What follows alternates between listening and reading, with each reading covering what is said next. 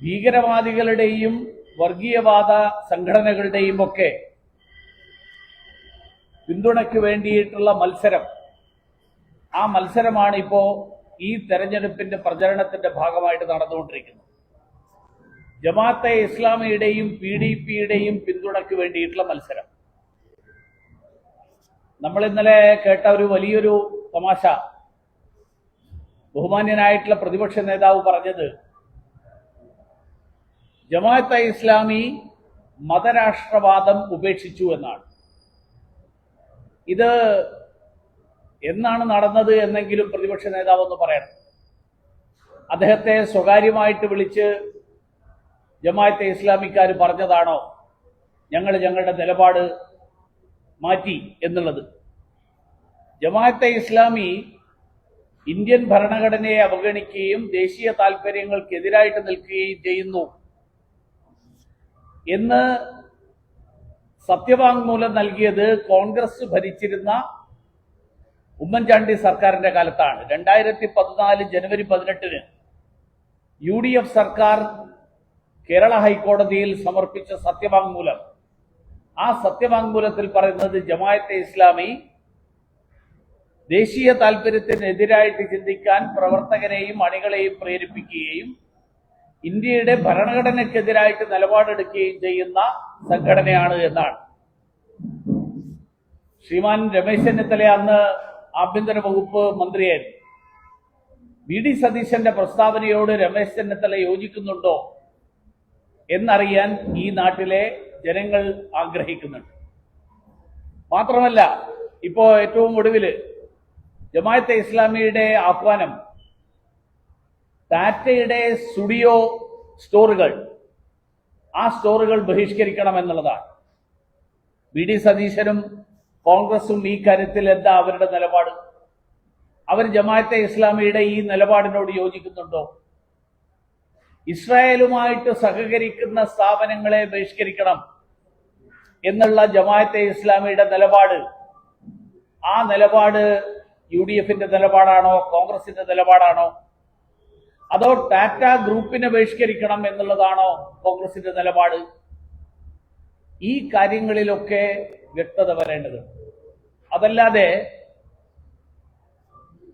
VD Satheesan ഒരു സുപ്രഭാതത്തിൽ ജമാഅത്തെ ഇസ്ലാമി മതരാഷ്ട്രവാദം ഉപേക്ഷിച്ചു, അവരുടെ നയത്തിൽ മാറ്റം വന്നു എന്ന് പറഞ്ഞാൽ അത് അതേപടി തൊണ്ട തൊടാതെ വിഴുങ്ങാൻ നിലമ്പൂരിലെ ജനങ്ങൾ, ആ ജനങ്ങളുടെ ഓർമ്മശക്തിക്ക് ഒരു കുറവുമില്ല എന്നെങ്കിലും UDFന്റെയും കോൺഗ്രസിന്റെയും നേതാക്കന്മാർ മനസ്സിലാക്കണം. CPMന്റെ കാര്യത്തിൽ CPM ഇപ്പൊ PDPയെ ചേർത്ത് പിടിക്കുക. കാരണം നമ്മുടെ ഗോവിന്ദൻ പറഞ്ഞിരിക്കുന്നത്, MP ഗോവിന്ദൻ പറയുന്നത് PDP പീഡിത വിഭാഗത്തിന്റെ ശബ്ദമാണെന്നാണ്.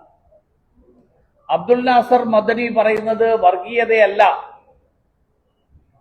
എന്ന് ഇടതുപക്ഷ മുന്നണിയുടെ നേതാവ് പറയുമ്പോൾ അത് കേട്ടാൽ അബ്ദുൽ നാസർ മദനി പോലും ലജ്ജിച്ചു പോകും. കാരണം EK നായനാർ പണ്ട് അബ്ദുൽ നാസർ മദനിയെ അറസ്റ്റ് ചെയ്ത് തമിഴ്നാടിന് കൈമാറിയത് തെറ്റായിരുന്നു എന്ന് ഇടതുപക്ഷം ഇപ്പോ അങ്ങനെ ഒരു നിലപാട് ഇടതുപക്ഷത്തിനുണ്ടോ? ഉണ്ടെങ്കിൽ അക്കാര്യം അവർ പറയണം. മദനിക്കൊപ്പം പിണറായി വേദി പങ്കിട്ടത് ശരിയായില്ല എന്ന് CPMന്റെ സെൻട്രൽ പാർട്ടി, അവര് കേന്ദ്ര നേതൃത്വം വിലയിരുത്തിയത്, ആ വിലയിരുത്തൽ തെറ്റായിരുന്നു എന്നാണോ ഇപ്പോ CPMന്റെ ഏറ്റവും ഒടുവിലത്തെ നിലപാട്?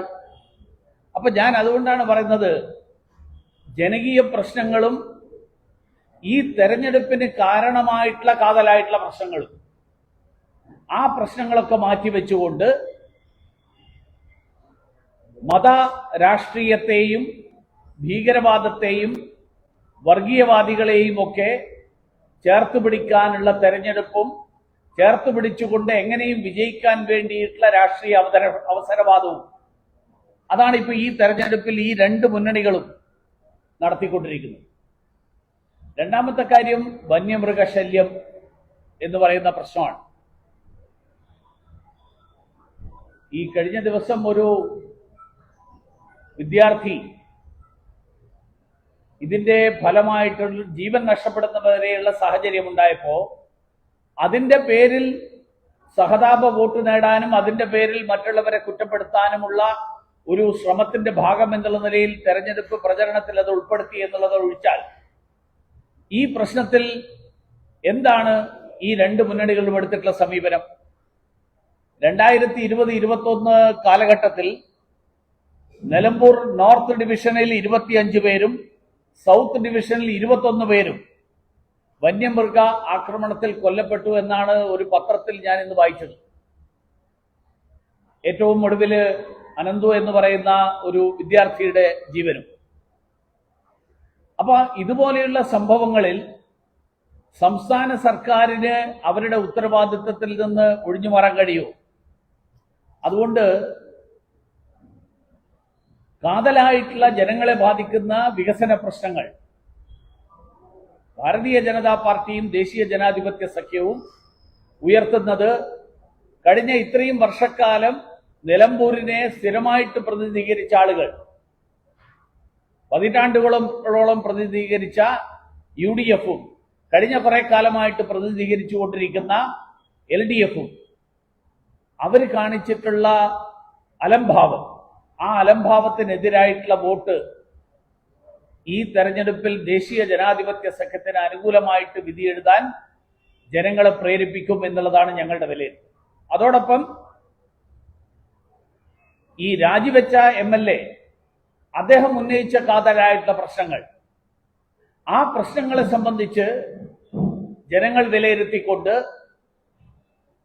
സംസ്ഥാനത്തിന്റെ മുഖ്യമന്ത്രി തന്നെ അധോലോകങ്ങൾക്ക് സംഘങ്ങൾക്ക് സംരക്ഷണം കൊടുക്കുന്ന ആളാണ് എന്നുള്ള ആരോപണം, ആ ആരോപണത്തെ വിലയിരുത്തിക്കൊണ്ട് ഈ രണ്ട് മുന്നണികളിൽ നിന്നും വ്യത്യസ്തമായിട്ടുള്ള ഒരു നിലപാട്, ആ നിലപാട് നിലമ്പൂരിലെ ജനങ്ങൾ കൈക്കൊള്ളണം എന്നുള്ള അഭ്യർത്ഥനയാണ് ഞങ്ങൾക്ക് നിലമ്പൂരിലെ സമ്മതിദായകരോടുള്ളത്. അതോടൊപ്പം വന്യമൃഗ ശല്യം പോലെയുള്ള പ്രശ്നങ്ങൾ, ഈ പ്രശ്നങ്ങളിൽ വളരെ ലാഘവത്വത്തോടു കൂടിയിട്ട് ഈ പ്രശ്നത്തെ സമീപിക്കുന്ന സംസ്ഥാന സർക്കാരിന്റെ നിലപാടിനോടുള്ള ജനങ്ങളുടെ വിയോജിപ്പ്, ആ വിയോജിപ്പ് കൂടി ഈ തെരഞ്ഞെടുപ്പിൽ പ്രകടിപ്പിക്കപ്പെടണം എന്നുള്ളതാണ് ദേശീയ ജനാധിപത്യ സഖ്യവും ഭാരതീയ ജനതാ പാർട്ടിയും ആഗ്രഹിക്കുന്നത്.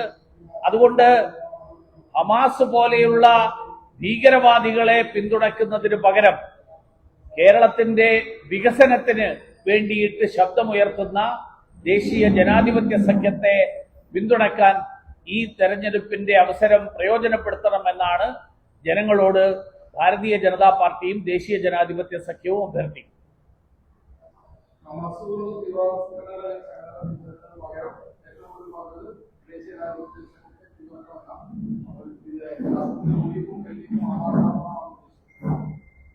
അവര് ഹമാസിനെയാണല്ലോ പിന്തുണയ്ക്കുന്നത്. ഹമാസിനെ പിന്തുണയ്ക്കുന്ന, ഹമാസിന്റെ പേരും പറഞ്ഞ് കേരളത്തിൽ പ്രശ്നങ്ങൾ ഉണ്ടാക്കുന്ന ആളുകളുടെ പിന്തുണയ്ക്ക് വേണ്ടിയാണല്ലോ അവർ നടക്കുന്നത്.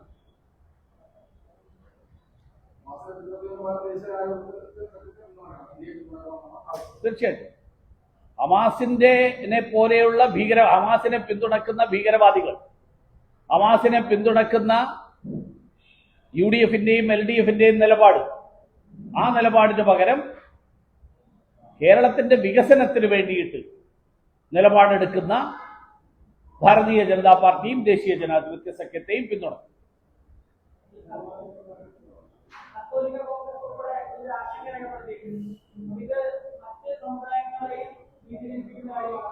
മറ്റ് സമുദായം എന്ന് പറഞ്ഞാൽ ഏതാ? അതെ അതെ, കത്തോലിക്ക കോൺഗ്രസ് ക്രൈസ്തവ വിഭാഗത്തിന്റെയാണ്. അവർക്ക് കണ്ടു ഞാൻ കണ്ടു. അല്ല, അതാണല്ലോ ഞാനും പറഞ്ഞത്. അതായത് ഇപ്പൊ ഏറ്റവും ഒടുവിൽ പാലസ്തീൻ ഐക്യദാർഢ്യ ദിനം നടത്താൻ ഇടതുപക്ഷത്തിന്റെ 4 സംഘടനകൾ ചേർന്നിട്ട് തീരുമാനമെടുത്തതായിട്ട് ഞാനിപ്പോൾ ഒരു വാർത്ത കണ്ടു. അതില് അവരുന്നയിച്ചിരിക്കുന്ന പ്രധാനപ്പെട്ട ഒരു കാര്യം, ഞാൻ അവരുടെ പ്രസ്താവന വായിച്ചപ്പോ എത്രമാത്രം നിലമ്പൂർ തെരഞ്ഞെടുപ്പിനെ കേന്ദ്രീകരിച്ചുകൊണ്ട് ഇടതുപക്ഷ പാർട്ടികളുടെ അഖിലേന്ത്യാ നേതൃത്വം ഉൾപ്പെടെ ജനങ്ങളെ തെറ്റിദ്ധരിപ്പിക്കാൻ ശ്രമിക്കുന്നു എന്നുള്ളതാണ് അതിൽ നിന്ന് മനസ്സിലാകേണ്ടത്. കാരണം അവർക്ക് ദേശീയ തലത്തിൽ CPM, CPI, ഫോർവേഡ് ബ്ലോക്ക്, പിന്നെ RSP, ഈ പാർട്ടികളാണ് അവരുടെ മുന്നണിയിലുള്ളത്. ഈ പാർട്ടികൾക്ക് വേറെ എവിടെയും ഒരു പ്രസക്തിയില്ല എന്നുള്ളതാണ് വ്യക്തമാകുന്നത്. അവർ പറയുന്നത് ഇന്ത്യ നിലപാട് മാറ്റണം, ഇന്ത്യ നിലപാട് മാറ്റിയിട്ട് പാലസ്തീനെ എതിർക്കണം എന്നാണ് അവർ ആവശ്യപ്പെടുന്നത്. ഇന്ത്യ പാലസ്തീൻ അനുകൂലമാണ് എന്ന് ഐക്യരാഷ്ട്രസഭയിലും പാർലമെന്റിലും കഴിഞ്ഞ 1948 മുതൽ ഇന്ന് വരെ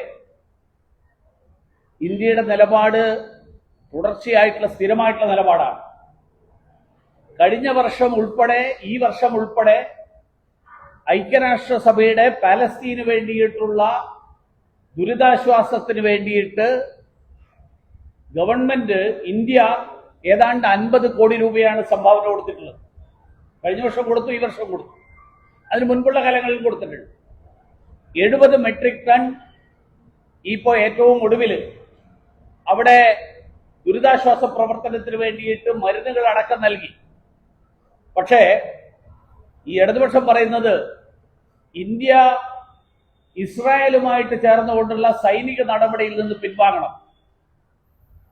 ഈ ഇടതുപക്ഷക്കാർക്ക് ഇന്ത്യ ഏതെങ്കിലും സ്ഥലത്ത് ഇസ്രായേലുമായിട്ട് ചേർന്നുകൊണ്ട് സൈനിക നടപടി കൈക്കൊള്ളതായിട്ട് കാണിക്കാൻ സാധിക്കുമോ? ഇല്ലെങ്കിൽ അവരിത് പിൻവലിച്ച് മാപ്പ് പറയണം. ജനങ്ങളെ തെറ്റിദ്ധരിപ്പിക്കുന്ന നിലമ്പൂരിലെ തെരഞ്ഞെടുപ്പിൽ 4 വോട്ടിന് വേണ്ടി ഇസ്രായേലിനെ പിന്തുണയ്ക്കുന്നവരാണ് കേന്ദ്ര സർക്കാർ എന്നുള്ള നട്ടാൽ മുളക്കാത്ത നുണ, ആ നുണയടക്കം പ്രചരിപ്പിച്ചുകൊണ്ട് ജമാഅത്തെ ഇസ്ലാമിയുടെ വോട്ട് UDF-ന് പോകുന്ന സാഹചര്യത്തിൽ ആ വോട്ട് തിരികെ പിടിക്കാൻ വേണ്ടിയിട്ട് മതരാഷ്ട്രവാദികളെ പിന്തുണച്ചുകൊണ്ട് ഇവർ രണ്ടുപേര് നടത്തുന്ന ഈ ചക്കളത്തി പോരാട്ടം അതല്ല നിലമ്പൂരിൽ വേണ്ടത്. നിലമ്പൂരിൽ വികസനമാണ് വേണ്ടത്.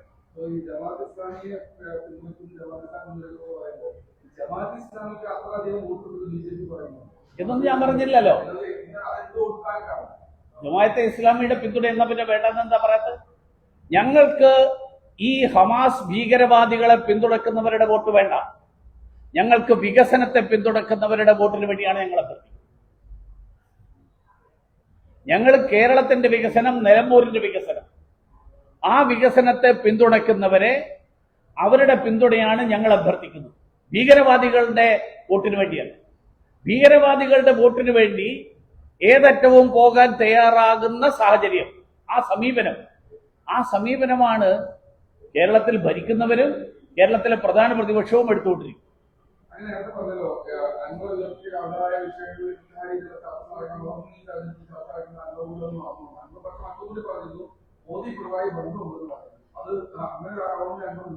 അത് തെളിയിക്കുമ്പോൾ അത് പ്രചരിപ്പിക്കട്ടെ, അതിന്റെ തെളിവ് ഹാജരാക്കട്ടെ. അല്ല അതുകൊണ്ടാണ് ഞാൻ പറഞ്ഞത് മോദിയും പിണറായിയും തമ്മിലുള്ള ബന്ധം നരേന്ദ്രമോദിക്ക് പിണറായിയുടെ ഒരു പിന്തുണയുടെ ആവശ്യമില്ല. നരേന്ദ്രമോദിയുടെ കഴുത്ത് പിണറായിയുടെ കക്ഷത്തിലല്ലല്ലോ, പിന്നെ എന്തിനാ നരേന്ദ്രമോദിക്ക് പിണറായിയുടെ പിന്തുണ? വാസ്തവത്തിൽ അല്ലല്ല, CPM-ഉം കോൺഗ്രസും തമ്മിലുള്ള രഹസ്യധാരണ അത് പുറത്തു വരാതിരിക്കാൻ വേണ്ടിയിട്ടുള്ള ആരോപണമാണ്. കാരണം എന്താ? കോൺഗ്രസും CPM-ഉം തമ്മിൽ ദേശീയ തലത്തിലുള്ള ധാരണ എന്താ? ആ ധാരണ ലോക്സഭയിലേക്ക് കോൺഗ്രസും സംസ്ഥാന നിയമസഭയിലേക്ക് CPM-ഉം, ഇതാണ് അവർ തമ്മിലുള്ള ധാരണ. ആ ധാരണയല്ല, അതുകൊണ്ടല്ലേ ഇന്ത്യ സഖ്യത്തിന്റെ ഭാഗമാകുന്നത്. വാസ്തവത്തിൽ അവർ തമ്മിലാണ് ധാരണ. അവർ തമ്മിൽ എവിടെ എതിർപ്പ്? ഇവിടുന്ന് തൊട്ടതിർത്തി കടന്നു കഴിഞ്ഞാൽ അവർ തമ്മിൽ ധാരണയല്ലേ. ഞങ്ങളും CPM തമ്മിൽ എവിടെയെങ്കിലും ധാരണയുണ്ടെങ്കിൽ കാണിക്കട്ടെ, ഞങ്ങളും കോൺഗ്രസ് തമ്മിൽ എവിടെയെങ്കിലും ധാരണയുണ്ടെങ്കിൽ കാണിക്കട്ടെ. ഞങ്ങൾ ഇവർ രണ്ടുപേരുമായിട്ട് ധാരണയില്ല. ഞങ്ങളെയാണ് ഇവർ രണ്ടുപേരും എതിർക്കുന്നത്. CPM പറയുന്നത് മാത്രമല്ലല്ലോ, CPM പറയുന്നത് അല്ല, കോൺഗ്രസ് പറയുന്നത് പിണറായിയും മോദിയും തമ്മിലുള്ള ബന്ധമെന്നാണ്. CPM എന്താ പറയുന്നത്? നേരെ തിരിച്ചാണ്. കോൺഗ്രസും BJPയും തമ്മിൽ ധാരണയാണെന്നാണ്. ഇത് രണ്ടു കൂട്ടർ